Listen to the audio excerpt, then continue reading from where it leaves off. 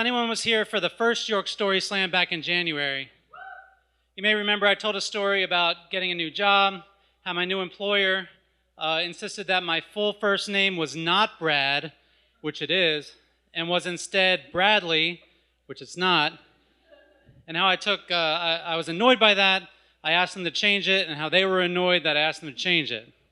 Well, my reaction in that story was driven by a lesson I learned in this story. So in college, I took a Spanish course that was very interactive. We were paired up with a partner for the entire semester to work in class and out of class on our Spanish conversations.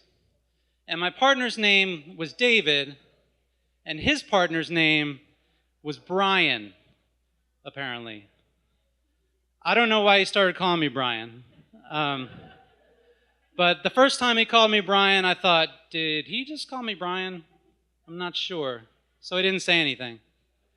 The second time he called me Brian, I thought, oh, he's definitely calling me Brian. But I still didn't say anything. So after the third time he called me Brian, I thought, well, guess I'm just going to be Brian. It's not so bad. It felt like the kind thing to do at that point, like almost humane, like not to embarrass him after all that time. And who knows, like maybe he needed a Brian in his life. Maybe I could be that Brian. And it wasn't bad at first. Like he would call my dorm room and say, "Hi, may I please speak with Brian?" And I'd just be like, "Oh, hey, what's going on, man?" I did try to leave clues here and there. Like I wrote my name really big on the front of my textbook. Like larger than a college kid would ever write their name on the front of a textbook. I would leave my college ID out on a table or on the desk for no reason at all. But he never picked up on any of these clues. It did start to get a little weird, like when I went to his dorm and he introduced me to his roommate and friends. And he's like, "Oh, guys, this is my Spanish partner. His name's Brian." And I was like, "Hey, everybody, how's it going? Nice to meet you guys." Or the worst probably when he called my dorm and my roommate answered and I heard him say, "Brian? No, there's no Brian here. I think you have a wrong number." And I leapt across the room, grabbed the phone, and I was like, "Oh, no, David, I'm here. Sorry about that." And I looked back at my roommate, he was going. So for 3 days and 2 nights a week for 3 months, I was Brian. And with the final exam upon us, I only needed to be Brian for one more day.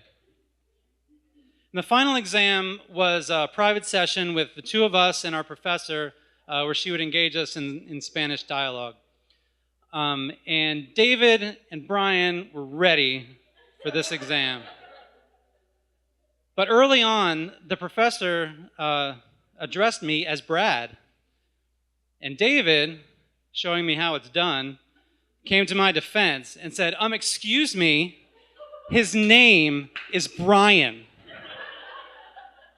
And I said, no, it's not. No, it's not. It's Brad. And it was like a sucker punch.